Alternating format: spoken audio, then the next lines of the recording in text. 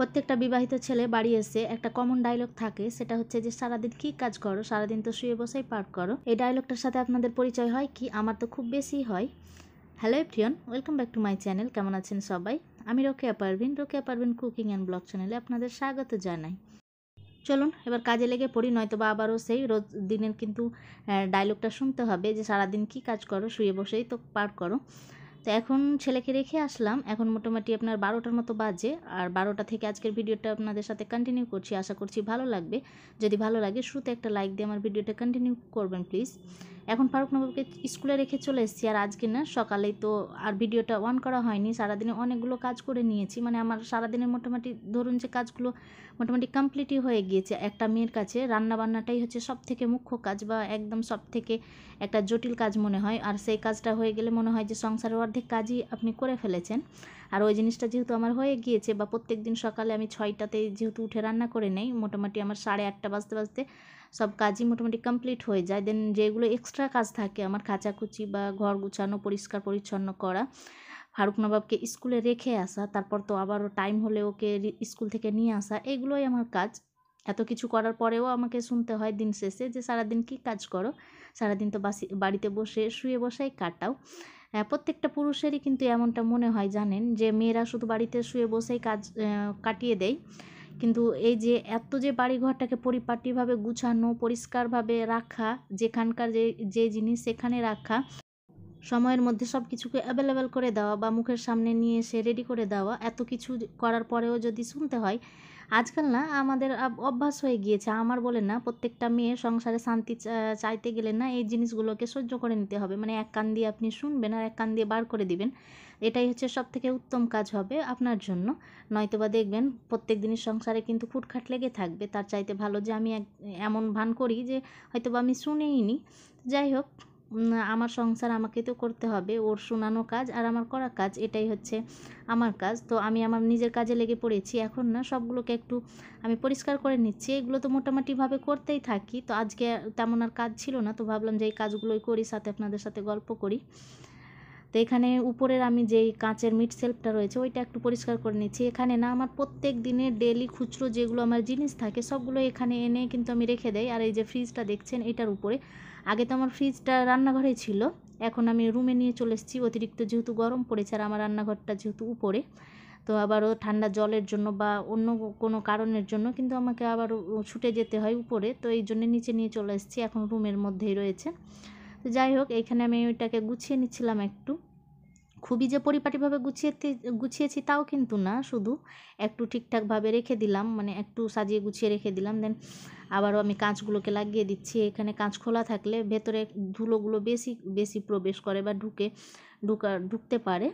আর এই তারপরের যেটা মিড সেলফ রয়েছে তার ওইটাতে ফারুক নগর পাপার কিছু প্যান্ট, ওর শার্টগুলো রাখি। ও যেহেতু ডেলি স্কুল যায়, ও ডেলির জন্য ডেলি ওর লাগে, তো এখানে ডেলি ইউজের কাপড়গুলো রেখে দিয়েছি। দেন সব নিচেরটাতে ফারুক নবাবের খুচরো যেগুলো ছোটো ছোটো ওর জামা প্যান্ট সেগুলো রেখে দিয়েছি। দেন এখানে আবারও আলমারিটাকে একটু আমি ক্লিন করে নিচ্ছি। এই ঝাড়ুটা দিয়ে আলমারিটা বেশ সুন্দরভাবে ক্লিন হয়, জানেন। আমি তো আগে ট্রাই করেছিলাম না, কিন্তু মাস্টারমশাই একদিন আমাকে বলছিল এটা দিয়ে পরিষ্কার করার জন্য। দেন ওর পর থেকে আমি পরিষ্কার করে নিচ্ছি, তো বেশ ভালোই পরিষ্কার হচ্ছে। কিন্তু একটা জিনিস যে আপনাকে কিন্তু 2-1 দিন পর পরই পরিষ্কার করে নিতে হবে। মোটা ধরনের ধুলো কিন্তু হয়তো বা পরিষ্কার হবে না, কিন্তু ডেলি যদি আপনি একবার করে এভাবে হাত চালিয়ে দেন না, তো খুব সুন্দরভাবে কিন্তু পরিষ্কারটা হয়ে যায়।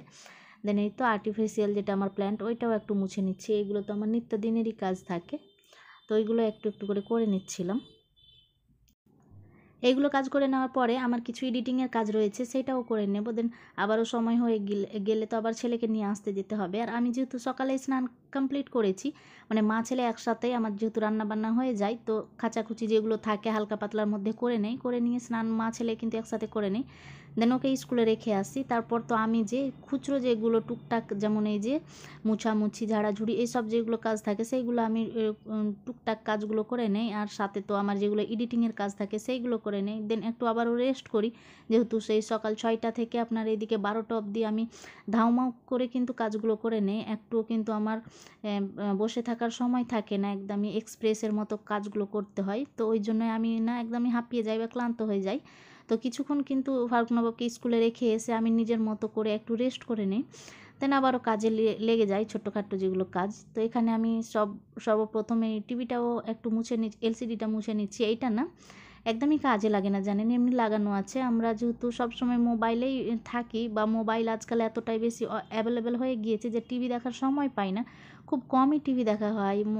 হয়তো বা শখ করে কোনো দিন অন করলাম, মাসে 1 দিন বা 2 দিন, তবুও তো আমি ইচ্ছে করে একটু অন করি যে দেখি একটু সিনেমাগুলো বা এরকম কিছু, হয়তো সিরিয়ালগুলো, এরকম ক্রাইম পেট্রোল এইসব একটু বেশ ভালোই লাগে দেখতে। তো ওইগুলো দেখার জন্য মূলত মাঝে মাঝে কিন্তু আমার অন করা হয়, নয়তো বা ওরা বাবা ছেলে তো একদমই অন করে না। তো যাই হোক, ফার্নিচার হিসাবে যেহেতু ঘরের মধ্যে রয়েছে, এটাকেও তো পরিষ্কার রাখতে হবে। আপনি যতগুলোই জিনিস রাখেন না কেন, শুধু রাখলে কিন্তু হচ্ছে না, এখানে আপনাকে পরিষ্কারের ব্যাপারটাও একটু লক্ষ্য রাখতে হচ্ছে, নয়তো বা একদমই দেখতে ঘিনজিবি লাগবে বা নোংরা একটা জিনিস হয়ে দাঁড়াবে। জানেন, প্রত্যেকটা মেয়েরই কিন্তু স্বপ্ন থাকে যে ছোট্ট একটা বাড়ি হবে, সেটাকে পরিপাটিভাবে সাজিয়ে গুছিয়ে রাখবো নিজের মতো করে। আর আমিও কিন্তু ব্যতিক্রম না, তাদের মতো কিন্তু আমারও সেই স্বপ্নগুলোকে, আল্লাহই জানে আমার সেই স্বপ্নগুলো আল্লাহ কখন পূরণ করবেন। ইনশাল্লাহ আল্লাহ যদি চান তো অবশ্যই কোনো একদিন আমারও স্বপ্নগুলো পূরণ হবে। আমারও ইচ্ছে আছে আমার ছোট্ট দেখে একটা বাড়ি হবে। আমি চাই না আমার রাজমহল বা তাজমহল কিছু একটা, ছোট্ট একটা আমার মতো করে বাড়ি হবে, যেটাকে আমি নিজের মতো করে প্রত্যেকটা কোণায় বা প্রত্যেকটা আমি জায়গাকে খুব সুন্দরভাবে ডেকোরেট করব নিজের মতো করে বা সাজিয়ে রাখবো। আর শুধু বলতে আমার না, আমার মনে হয় যে প্রত্যেকটা পুরুষ বা প্রত্যেকটা ছেলেরও কিন্তু এই স্বপ্নটাই থাকে। দুটো ওদের স্বপ্ন থাকে, একটা নিজেকে সাকসেস হতে হবে, একটা ওইরকম একটা জায়গাতে কাজে দাঁড়াতে হবে, আর দ্বিতীয়ত থাকে যে একটা বাড়ি সুন্দর দেখে বাড়ি করতে হবে। আর আমরা মেয়েরা বলুন তো, এই যে ছেলেদের কাঁধের উপর বসে শুধু স্বপ্ন দেখতে পারি ছোট্ট একটা আমার বাড়ি হবে, যেটা কিনা হবে একান্ত শুধু আমারই। আর সেই স্বপ্ন একদিন ইনশাল্লাহ পূরণ হবেই। এখন যেহেতু একটাই বাড়িতে থাকি, অনেকেই থাকি, শুধু আমাদের রুমগুলো পার্ট করে ভাগ করা আছে, আর সেইগুলো নিয়ে এখন আমার বসবাস। কিছু করার নেই, সব কিছুর একটা নির্দিষ্ট সময় আছে। ইনশাল্লাহ সময় হলে সব কিছু নিজে থেকেই হয়ে যাবে। আল্লাহ যদি রাজি থাকেন তো ইনশাল্লাহ খুব তাড়াতাড়ি সব কিছুই হয়ে যাবে।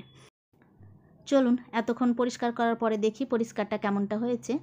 দেখুন একদমই কিন্তু কোনো ধুলোবালির তেমন কোনো কিছুই আপনি ছাপ পাবেন না। এই জিনিসটা যেহেতু ভেতরের দিকে থাকে, মিরারটা বা আয়নাটা সামনের দিকে থাকে, এটা কিন্তু টার্নভাবে ঘুরে যায় পেছনের দিকে থাকে। আর এইখানেই কিন্তু আমি সবগুলো আমার কসমেটিক্স জিনিসগুলো রাখি, বা ডেলি ইউজের থেকে শুরু করে পারফিউম থেকে শুরু করে সব কিছুই, মানে আমার যেগুলো লাগে নিত্যদিনে, তো এই দিকটাই থাকে। আর এটাকে যেহেতু ভেতরের দিকে থাকে, তো ওই জন্য এটা না নোংরাটা খুব কমই হয়। তবুও তো আমি মাঝে মাঝে কিন্তু পরিষ্কার করে নিই। আজকে যেমন করে নিলাম, আপনাকে শেয়ার করলাম।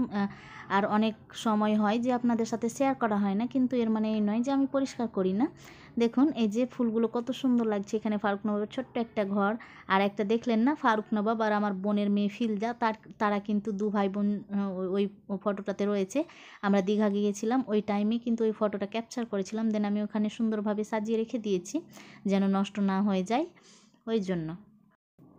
এই তো মোটামুটি ঘরটা ক্লিন হয়েছে, এখনও কিন্তু বিছানাটা সেট করিনি, ওইটা একটু করে নেব। তার আগে আপনাদের সাথে একটা জিনিস আমার শেয়ার করার আছে। 2-3 দিন আগে একটা ভিডিওতে বলেছিলাম না, আপনাদের সাথে একটা জিনিস আমার শেয়ার করার আছে, যেটা কিনা আমার অনেক বেশি ইম্পর্টেন্ট বা অনেক বেশি কাজের। এই যে সেই জিনিসটা আপনাদের সাথে শেয়ার করি। অবশ্য কালকের পোস্ট একটা করেছিলাম, ওখানে হয়তো আপনারা দেখে হবেন। আমি যেহেতু ড্রাইভ করি, বা আমার যেহেতু স্কুটি রয়েছে, ফারুক নবাবকে ডেলি স্কুল রাখতে যাই, নিয়ে আসি, তো আমাদের জন্য না মা ছেলের জন্য 2টা হেলমেট অত্যাধিক একদমই প্রয়োজন ছিল। আর আজ নেব কাল নেব করে কিন্তু আর নেওয়া হচ্ছিল না, মোটামুটি মাসখানিক হয়ে গেল। তো ফাইনালি ওর পাপা কিন্তু 2টো হেলমেট নিয়ে এসছে। একটা হচ্ছে পিঙ্ক কালারের, সেটা হচ্ছে আমার জন্য, এইটা যেটা দেখছেন।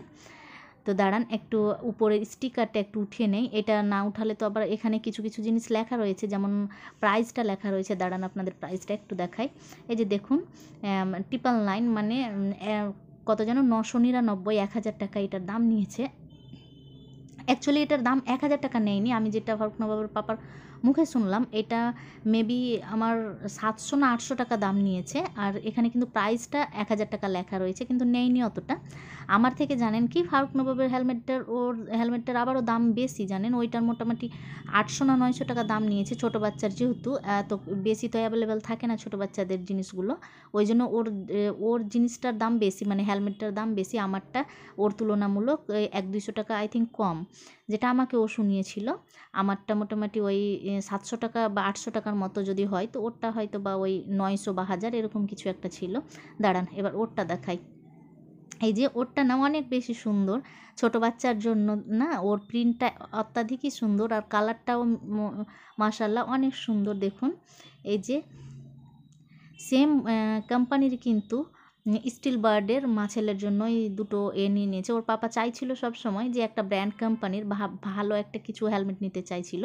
আর আমাদের কালিয়াচকে তো এরকম কিছু একটু বুঝতে পারলাম না যে কালিয়াচকে কোথাও এরকম টাইপের হেলমেট মানে বেশ ভালো হেলমেট পাওয়া যায় কি না। ওই জন্য ও কিন্তু মালদা থেকে নিয়ে চলে এসছে। ও যেহেতু ডেলি ওর মালদা যাওয়া হয় স্কুলের জন্য, তো এইখানে নেমে গিয়েও কিন্তু এই দুটো হেলমেট নিয়ে এসেছি, কিন্তু আপনাদের সাথে আর শেয়ার করা হয়নি। জানেন আমি প্রত্যেক দিনই ভাবছিলাম আপনাদের সাথে শেয়ার করব বা বলবো, কিন্তু আর বলা হয়নি। চলুন এবার বেশ সময় হয়ে গিয়েছে, এবার রেডি হয়ে একটু ফ্রেশ হয়ে নেই, ছেলেকে নিয়ে আসতে যেতে হবে। অনেকক্ষণ বেলা হয়ে গেল, এখন মোটামুটি আপনার ওই 2টা কত যেন 50-এর মতো বাজে। ওর মোটামুটি 3টের সময় ছুটি দিয়ে দেয়, আমাকে আবারও ঝটপট যেতে হবে, নয়তো বা ছেলেটা আবারও কান্না শুরু করে দিবে কোথায়। আর এই যে সেই নতুন হেলমেটটা দেখি পরে কেমন মানায়। পিঙ্ক কালার তো বেশ ভালোই লাগে না, প্রত্যেকটা মেয়ের জন্য কিন্তু পিঙ্ক কালারটা বেশ ফেভারিটই থাকে। আর দেখুন ভারী মানাচ্ছে কিন্তু, তাই না বলুন? আমার তো বেশ ভালো লাগছে। আপনাদের কেমন লাগে এই কালারটা, পিঙ্ক কালার, বা বেশ আমাকে কেমনটা মানাচ্ছে প্লিজ আমাকে একটু কমেন্ট করে জানাবেন। আর এই যে সেই ফারুক নবাবের হেলমেটটা, ওটাও নিয়ে নেই, ওকে তো আবার নিয়ে আসতে হবে। চলুন যাই ছেলেটাকে নিয়ে আসি। আর এই যে সেই আমার স্কুটিটা এখানে আমি বাইরে রেখে দেই, প্রত্যেকবার ঢোকানো বার করা অনেক সমস্যা, ওকে রেখে আসার পরেই কিন্তু এখানে আমি বাইরে রেখে দেই। চলুন এবার হেলমেটটাকে এখানে রেখে দেই, ছেলের হেলমেটটাকে। স্কুটির যেই এটা আছে না, ওই সিটের নিচে তলায় যে জায়গাটা রয়েছে ওইখানে আমি এই জিনিসটা রেখে দেই। দেন আবারও তো ওকে ওখানে স্কুলের সামনে গিয়ে আবার পরিয়ে নিয়ে আসতে হবে। চলুন তাহলে ছেলেকে নিয়ে আসি, আর সাথে আপনাদের সাথেও বিদায় নিই। সবাই ভালো থাকুন, সুস্থ থাকুন। আল্লাহ হাফিজ, আসসালামু আলাইকুম।